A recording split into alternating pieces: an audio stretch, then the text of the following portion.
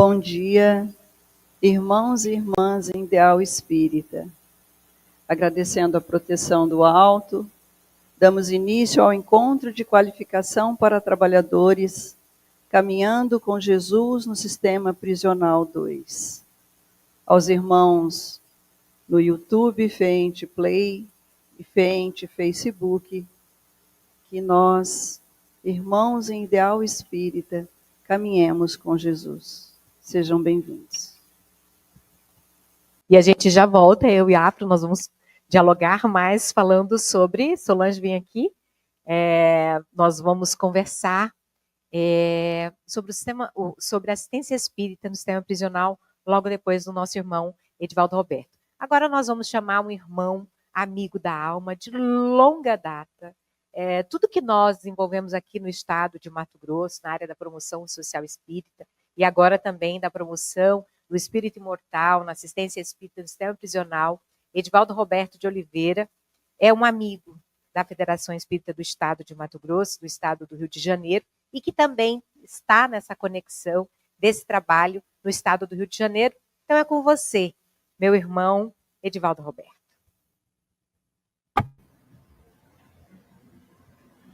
Queridas e queridos, conosco Jesus. Primeiro, cabe uma palavra breve de agradecimento ao carinho de sempre, o convite gentil e, mais do que, a compreensão amiga, porque hoje, 12 de abril, a minha filha, a caçula, aniversaria. E eu tardei a organizar a minha agenda, porque eu dependia dela. O que ela queria fazer? Como jovem, ela optou por estar conosco, sua família, almoçando juntos. E ela não queria abrir mão, na parte da tarde, de ir, como faz todos os sábados, à mocidade. E aí eu tive que pedir a compreensão e recebi essa generosidade de fazer uma alteração no programa. O nosso encontro é tão suave, tão fraterno, começou com uma leitura de uma carta. O missivista era alguém que esteve como um apenado, um privado de liberdade.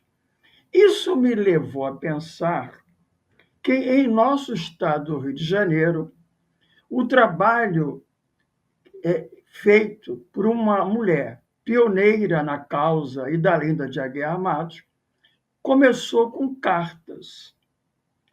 Ela foi solicitada a escrever cartas a prisioneiros privados de liberdade do estado de Santa Catarina, que iniciara um trabalho de visitação aos apenados. Pois bem, mandando as suas mensagens para ele, um deles toma a mensagem recebida e encaminha para o Rio de Janeiro, chegou às mãos de prisioneiros ou de um dado prisioneiro, de um dado privado de liberdade do sistema prisional do Rio de Janeiro.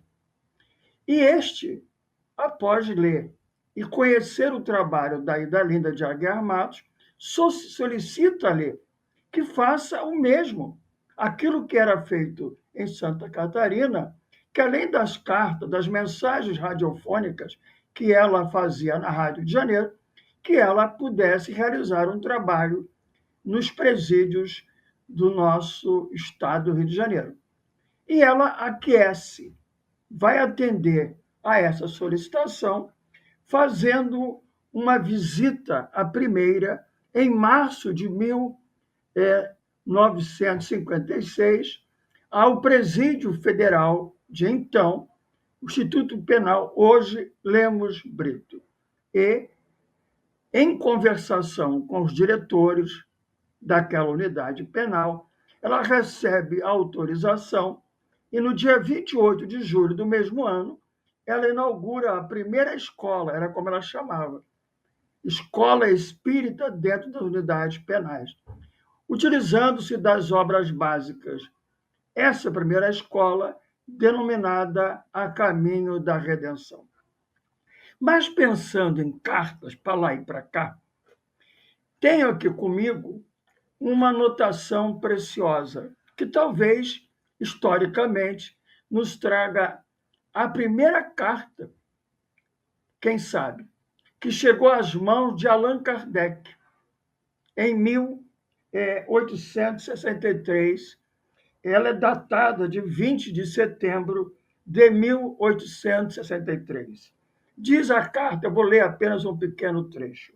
Senhor, dirigindo-se a Allan Kardec, tive a felicidade de ler, de estudar alguma de vossas excelentes obras, as obras básicas, portanto, tratando do Espiritismo, e o efeito desta leitura foi tal sobre o meu ser que julgo dever, com isso, tomar-vos atenção, mas, para que me possais bem compreender, penso necessário vos dar a conhecer as circunstâncias em que me acho colocado. E ele prossegue, o missivista. Tenho a infelicidade de ter sido condenado a 6 anos de reclusão, justa consequência da minha conduta passada. Assim, não tenho direito de me queixar e se o relato é a bem da ordem.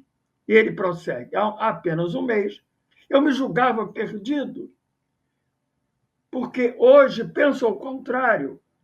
E por que a esperança luz em meu coração? Não será porque o Espiritismo, desvendando-me a sublimidade de suas máximas, fez-me compreender que os bens terrenos nada são? Que a felicidade só existe realmente para os que praticam as virtudes ensinadas por Jesus Cristo, virtude que nos aproximam de Deus, nosso Pai comum? Não é também porque, caído no estado de abjação, estragado para a sociedade, posso esperar renascer de alguma sorte e, desse ponto de vista, preparar minha alma para uma vida melhor pela prática das virtudes do meu amor a Deus e ao próximo? Não sei se são bem estas as verdadeiras causas da mudança que em mim se operou. O que sei é que em todo o meu ser se passa algo que não posso definir. Estou melhor disposto em frente aos infelizes que, como eu, estão colocados sob a férula da sociedade. Tenho certa autoridade sobre uma centena deles, estou bem decidido a só usá-la para o bem. Minha posição moral parece-me menos penosa, considero meus sofrimentos como uma justa expiação, e essa ideia me ajuda a suportá-la. Enfim, não é mais com sentimento de ódio que considero a sociedade. Rendo-lhe a justiça que lhe é devida. Eis-me, estou certo, as causas que reagiram sobre o meu espírito e que no futuro farão de mim. Tenho uma suave esperança, um homem amante e servo de Deus e do próximo, praticando a caridade e seus deveres. E a quem deverei render graças por essa feliz metamorfose, uma transformação íntima, de dentro para fora, que de um homem mau terá feito amante da virtude, inicialmente a Deus, a quem devemos tudo referir, e em seguida aos vossos excelentes escritos, as obras básicas.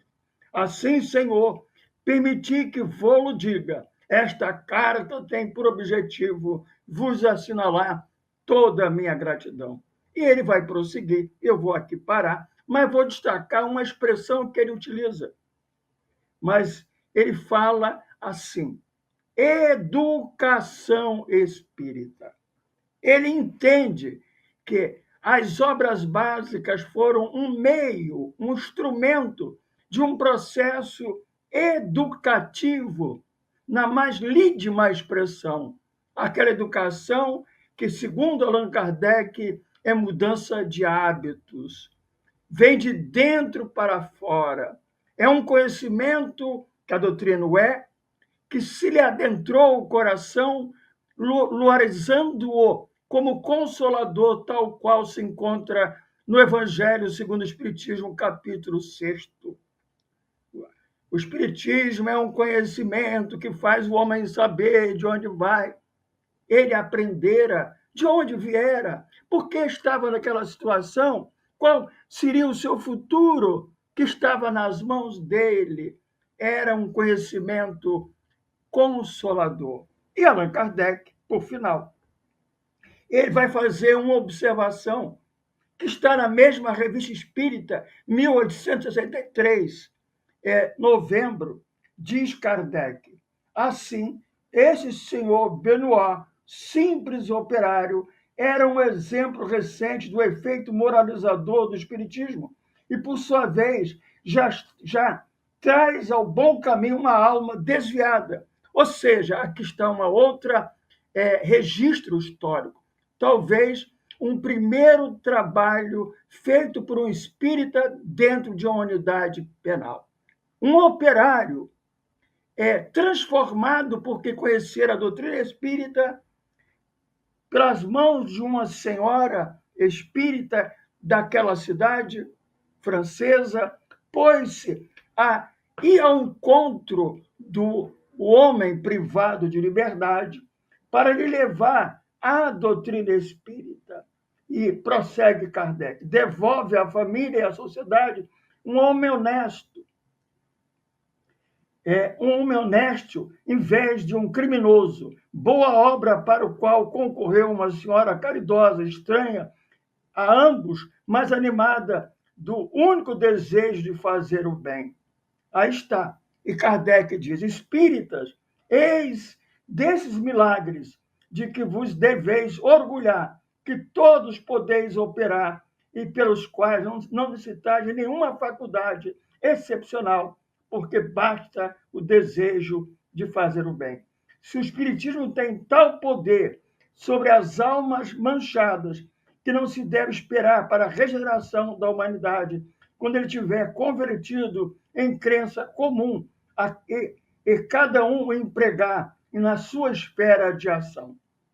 Pois bem, aí está feito esse registro com o qual começamos, né, a nossa conversa nesta manhã, nesta oportunidade. O tema proposto para a minha fala repete o do primeiro encontro.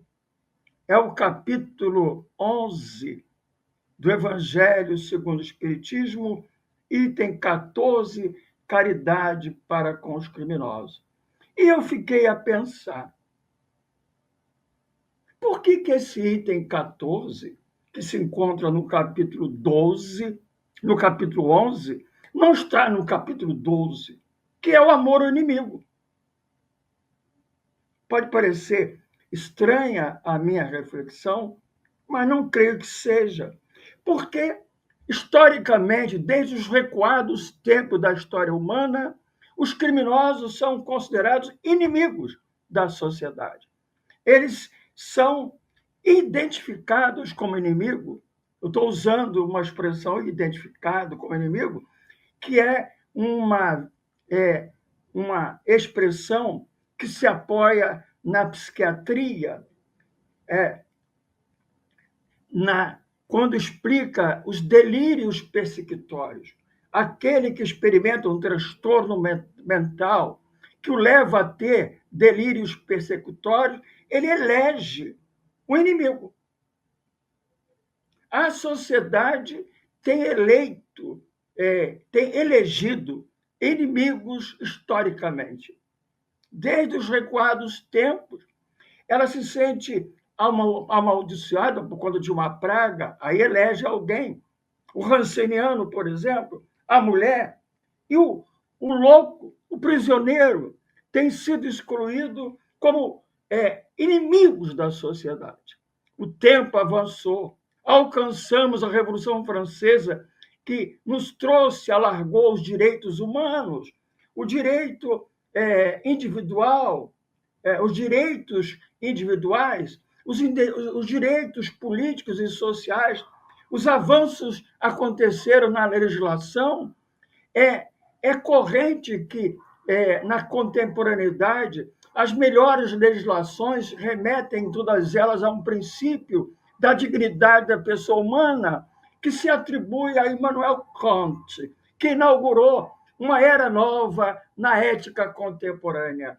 Todo ser humano, pela condição mesma de humanidade, é possuidor de dignidade, independente que ele seja.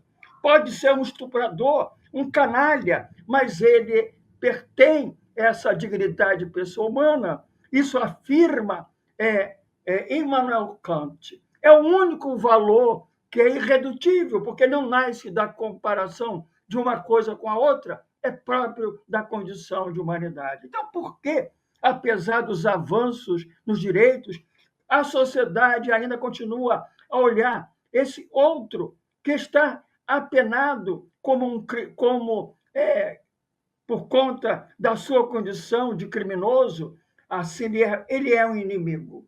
Veja, então a primeira questão a romper é esta. Este é o grande desafio. Quando o nosso querido Afro fala das sombras coletivas, esta é uma, a vencer, a superar. Por isso, sabiamente, os espíritos apontaram a Kardec: caridade para com os criminosos é no capítulo 11, que é o capítulo do amor. Exatamente.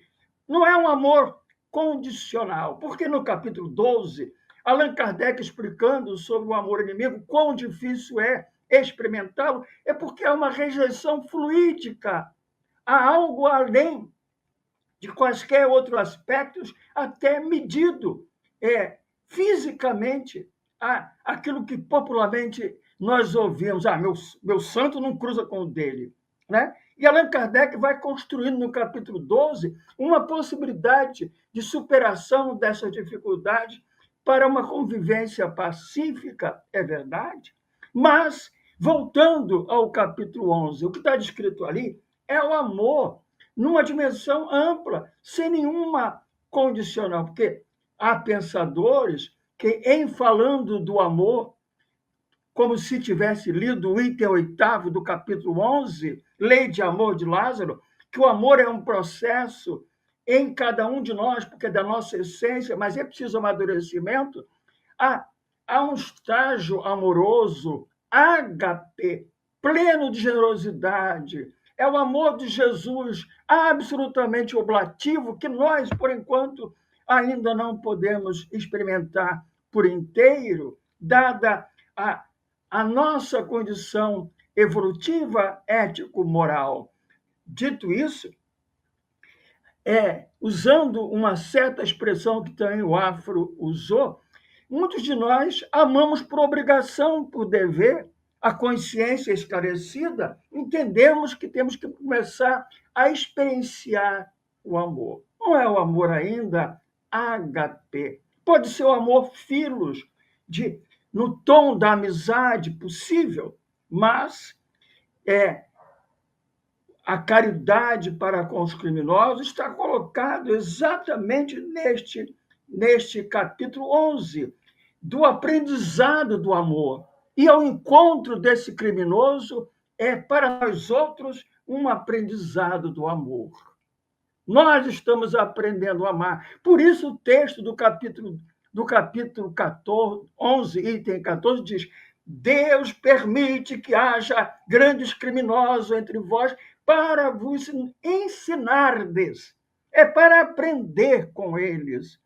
Pela empatia, nos colocando no lugar deles e, em olhando as sombras que neles moram, que os levaram talvez à cena do crime, olhar as nossas próprias sombras no encontro de profundo amor. Esta é a lição, esta é o ensinamento. Agora, é interessante que, pensando nesse capítulo 11, item 14, como foi que ele nos chegou?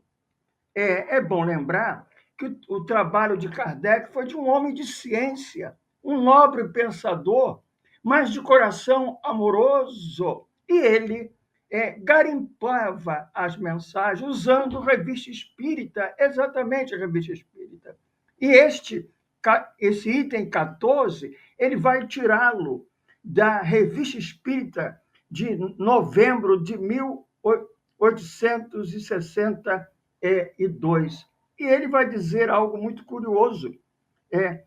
Porque quando a gente lê esse item, como está posto no Evangelho, às vezes ficam algumas dúvidas, porque faltou um introito que Kardec o faz exatamente na Revista Espírita. É o seguinte, é muito pequeno. Ele na revista, ele registra uma circunstância na qual a mensagem foi psicografada por Elizabeth de França. Era um grupo espírita de Havre e eles estavam conversando. E Kardec diz assim, escreve-nos que, em consequência de uma conversa a respeito de um criminoso do Mularde, o espírito da senhora Elizabeth de França, que já havia dado várias mensagens, apresentou-se espontaneamente e ditou a página. Veja, é curioso, né? Dá aquela vontade de voltar no tempo e saber o que eles conversavam ao ponto de provocar uma comunicação espontânea. Talvez eles estivessem naturalmente em dúvidas, o que seria normal, como é hoje. Quando nós estamos aqui a dizer que de resto, os preconceitos ainda nos levam a olhar o criminoso, aquele que está apenado, como um inimigo, eu não estou a condenar. Longe de mim, estou a constatar e trazer para uma reflexão. Talvez muitos de nós, numa conversa ou outra, poderíamos dizer, não, ele mereceu mesmo, tem que estar preso, é pouco tempo, não é? 20 anos, tem que ser mais. Talvez estivesse conversando sobre isso. Dizendo, não, é um criminoso terrível, é um assassino. E é curioso que essa página, que vai ser o item 14 do capítulo 11 do Evangelho, ela aqui está antecedida por uma mensagem que, lá no Evangelho, vai ser o item 15, assinada pelo Espírito de Lamennais, que, diante de um problema moral que lhe é colocado, somos nós a confrontar diariamente com esse problema moral. Cabe fazer o bem a um malfeitor? Essa é uma dúvida recorrente em nossas sombras. Até que ponto cabe ajudar alguém que cometeu crime? E aí, a questão moral que Lamennais vai responder aqui, antecedendo a mensagem de Elizabeth de França, que vai ser o item 15 do capítulo 11, é assim. A pergunta é esta. É uma pergunta, porque sempre a questão moral é uma pergunta, portas adentro da nossa própria consciência, de cada um e da própria sociedade. Um homem está em perigo de morte. Para salvar, é preciso arriscar a vida. Sabes, porém, que aquele é um malfeitor e que, se for salvo, poderá cometer novos crimes. Apesar disso, devemos arriscar-nos para o salvar. É o que nós pensamos. Cabe salvar um criminoso? Não deixá-lo lá aprisionado? Não é essa. Isso é natural, entre aspas, compreensível em nosso estágio atual evolutivo. Tá? Precisamos entender as contradições que há na sociedade, porque há em nós. Nós construímos a sociedade tal qual ela é. Ela nos reflete. E somos nós que a construímos, que temos que transformá-la a partir de nós mesmos. Herculano Pires diz que isso é um trabalho de pinça. Não é mudar a nós para mudar a sociedade depois, é simultâneo. Por isso o trabalho de ir aos prisioneiros para amá-los, para aprender a amá-los, crescer na capacidade de amar com eles, num trabalho difícil, mas congruente e honesto conosco mesmo, não negando as nossas sombras e fragilidades, mas enfrentando-as nesta relação a ser construída com ele, passo a passo, como foi dito, lembrando aqui o Pequeno Príncipe, naquela música do Cativar. Como é que eu faço isto? É um ritual, diz a raposa para o pequeno. Tem que ser um ritual. A mesma hora, o mesmo dia. É um bom ritual, porque cria-se a boa expectativa para ambos. Então, esta é a lição. E de tudo que nós podemos ler aqui, da carta ouvida e lida aí, e do que recebemos com muita carinho as palavras do nosso querido Afro, o que temos a pensar? Eu volto a um outro texto que está em Revista Espírita, esta de 1864, quando, em duas oportunidades, duas mensagens chegam a Kardec falando de um outro criminoso. E há uma dúvida que pode aparecer nesse trabalho. Será que ele mudou de fato?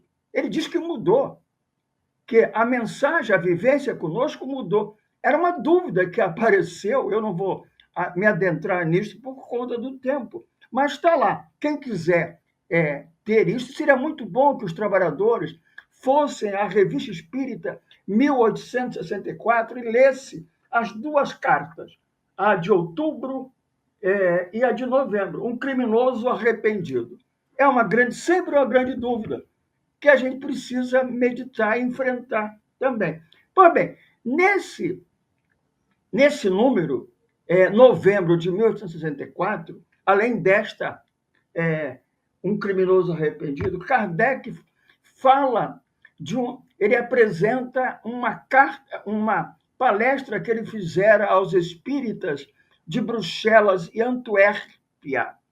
E ele, na fala, ele talvez, Afro, ele comece a trazer daqueles dias de hoje as sombras do movimento espírita, porque ele vai trabalhando o tempo todo dizendo o que é ser um espírita, é aquele que é tocado no coração, é a condição sine qua, tem que ser tocado no coração.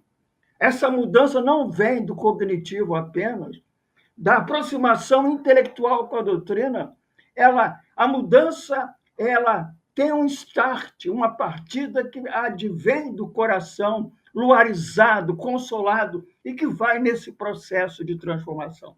E ele vai dizer quais são as consequências da doutrina espírita, é para onde eu vou caminhar para poder concluir.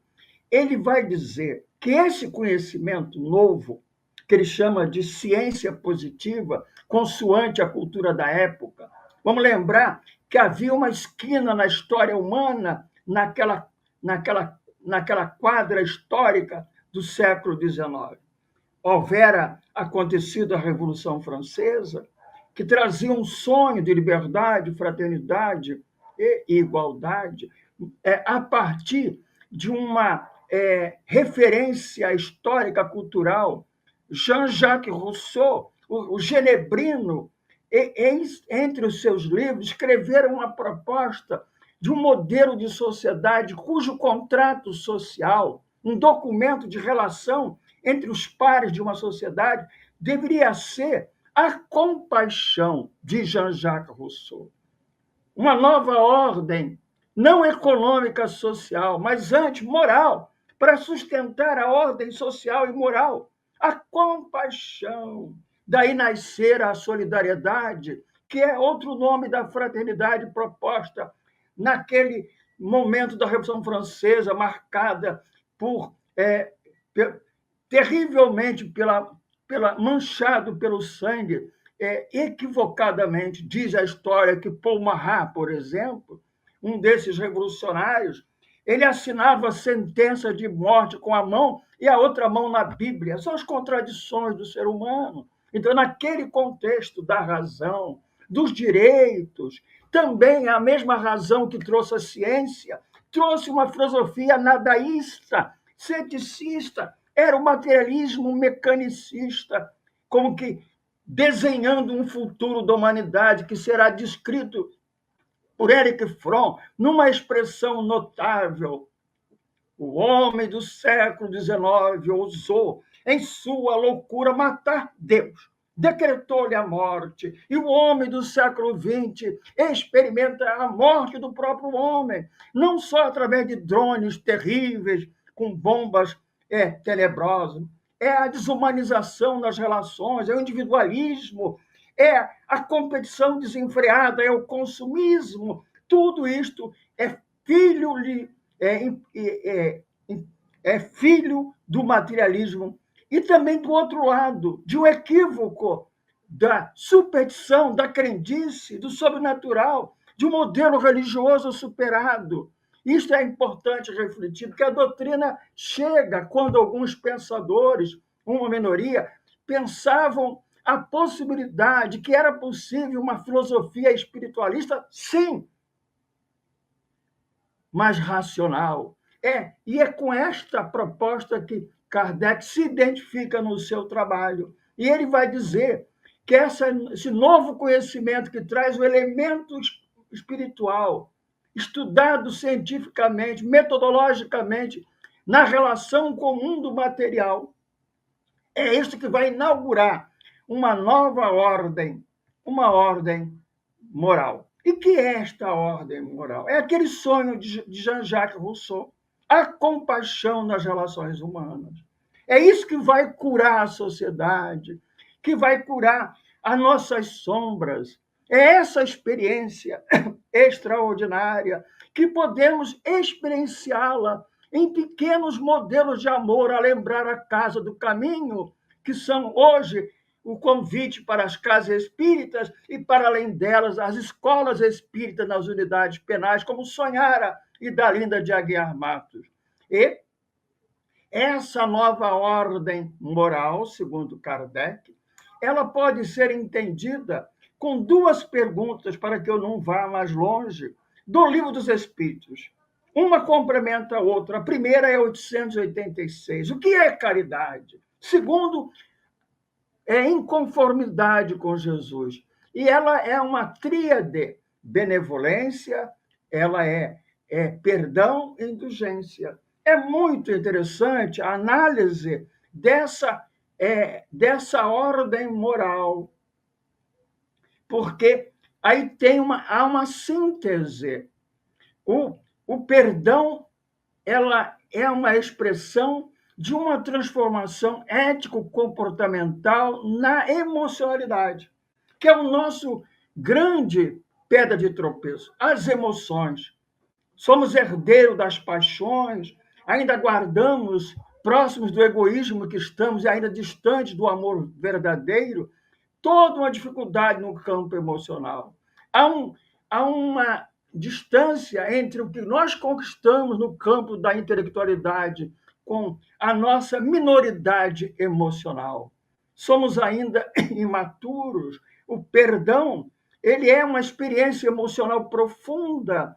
Ele é do latim perdonare, donare, dar ao outro a oportunidade, dando-me a mim mesmo essa experiência emocional libertadora, porque, na expressão de Miri Lopes, o psiquiatra nobre, entre aquele que odeia e o odiado há um laço que só o amor pode dissolver. Não é romper com violência, é com amor, diluir, na expressão de Joana de Ângeles. E a indulgência, indulcere, do latim, é ser doce por dentro, é uma forma de compreender, como Jesus propusera naquele encontro notável, quando uma mulher lhe é apresentada como adúltera, e os homens têm nas mãos, homens, somente homens, no patriarcado daquela época, têm nas mãos pedras que expressam a pedra que tem no coração. Eles são duros pela lei, pelo fanatismo, pela falsa religião. E Jesus abre-se-lhes a oportunidade da doçura. Indulcere, ser doce por dentro para compreender o outro, aquele que, por algum motivo, trilhou o caminho do erro e do crime. Ele pede de mim, indulcere, um coração doce, marcado pela compreensão. Benevolência, benevolare, da vontade no bem. o serviço no bem como persistência. E a outra pergunta-resposta complementar é 888. Quando Kardec pergunta se essas ações, ainda que de boa vontade, como a esmola, resolveriam a grave questão da humanidade do século XIX ou do século XXI. E vai tendo toda uma construção por Vicente de Paulo. E, a certa altura, ele descreve a ordem moral. É profundo. Ele diz assim: na intimidade da matéria, o amor é a atração. A força que aglutina os elementos simples da matéria, que é identificado pela ciência como atração, é amor. É o embrião do amor. E no reino dos homens, o amor é atração, para dizer que uma e outra coisa é uma só. É o amor como força da ordem moral. Isto a doutrina espírita nos traz com clareza e precisão nessas duas questões e em outras, mostrando-nos quão distante ainda que estamos da construção de uma sociedade cuja base seja a ordem moral. Há muito o que fazer, mas os prepassos inaugurais estão sendo dados. As cartas, a lida hoje, nos dizem isto. E aquela que Kardec recebeu de um operário que tomar a doutrina espírita e se transformar ao ponto de virar um trabalhador do bem, alguém a serviço do bem. Ele receber o convite e se pôs a caminho para compartilhar com alguém que estava apenado a mensagem espírita. Este é o convite. Caridade para com os criminosos, por enquanto os teremos. Enquanto não mudarmos nós mesmos e a sociedade, eles já estarão. Como sinais de uma sociedade doente. Doente pelo interesse no dinheiro, no consumismo, no ter. E toda esta visão de uma nova ordem moral é proposta por Jesus como primeiro passo. Dizem os sociólogos que Jesus inaugurou a moral universal, a moral, a ética, urbe et orbe, para a cidade e para o mundo. Foi a primeira que se iniciara embrionariamente lá na primeira revelação, o amor a Deus e o amor ao próximo, e com a doutrina espírita avança numa proposta de transformação humana coletiva, num grande trabalho. Esse é um trabalho coletivo. Kardec vem nos ensinar que este trabalho dos espíritos há que ser um trabalho coletivo. Como ele ensinou, ele apaga-se na sua individualidade, dizendo que o espiritismo não era uma obra dele, de um homem, era de um coletivo. E esse trabalho, nos presídios ou qualquer outro, tem que ser de coletivo, tem que ser um trabalho colaborativo de uns com outros, um amparando o outro, para que esse trabalho avance, superando as dificuldades próprias de uma transformação da sociedade. Então, essa ideia de Jesus, experienciadas pelos primeiros cristãos, vai aparecer mais tarde em alguns momentos da história. Vai aparecer entre os cártaros, vai aparecer com Povorello de Assis, vai aparecer de um jeito ou de outro na Revolução Francesa e no século passado.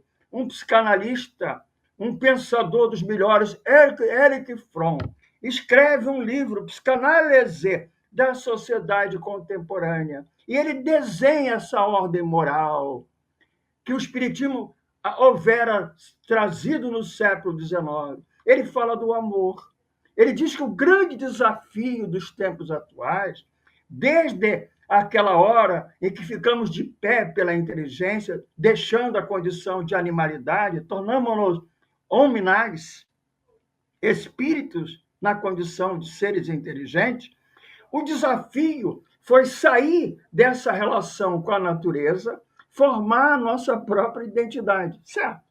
Mas estabelecer um modelo de relação uns com os outros, que tem dois desafios extraordinários. que são marcados por uma palavra, duas palavras que vêm juntas: sadomasoquismo.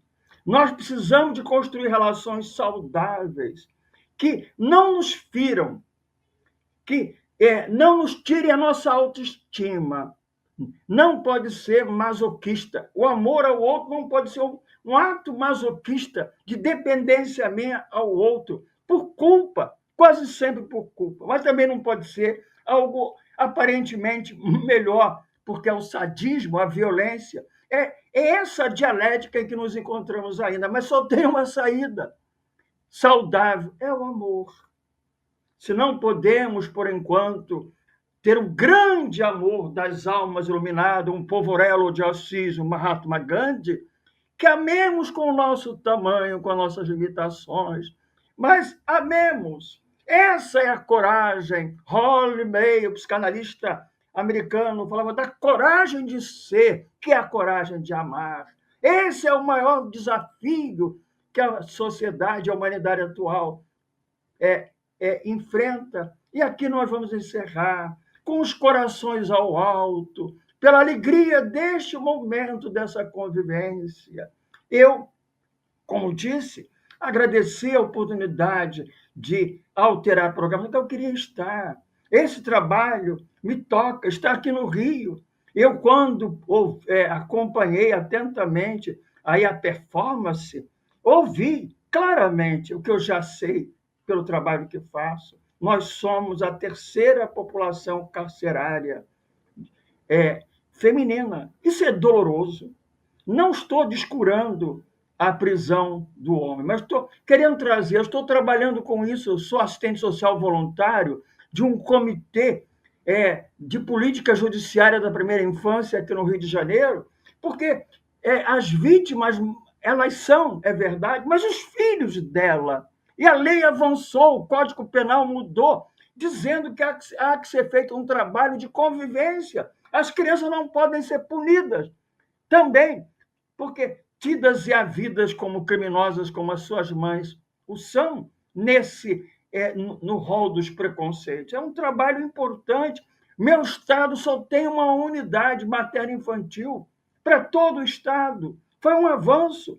Quando a mulher é presa grávida, com 7 meses, ela vai para essa unidade, lá tem a criança e ela lá permanece mais 6 meses, mas é preciso um esforço. Está no papel, está na lei, está no SUAS, mas está no marco legal da primeira infância, mas que dificuldade fazer esse trabalho. Não são elas que são as limitadoras, somos nós. Esse modelo de sociedade que se burocratizou ao excesso, até para fazer o bem, não entendendo a leveza. Esse trabalho é artesanal, esse trabalho de relação sempre será artesanal, por mais tecnologia que se tenha, porque é uma outra tecnologia ainda não praticada, mas proposta, a ternura, tal qual está no Evangelho segundo o Espiritismo, no capítulo 13, item 17. Deixai que os vossos corações se enterneçam. É hora de deixar nossos corações se enternecerem. Quanto mais violência houver, quanto mais ensandecidos governarem o mundo, que não nos permitamos a outra ação que não seja essa, deixar nossos corações se enternecer, que assim possa ser. Obrigado. Muita paz.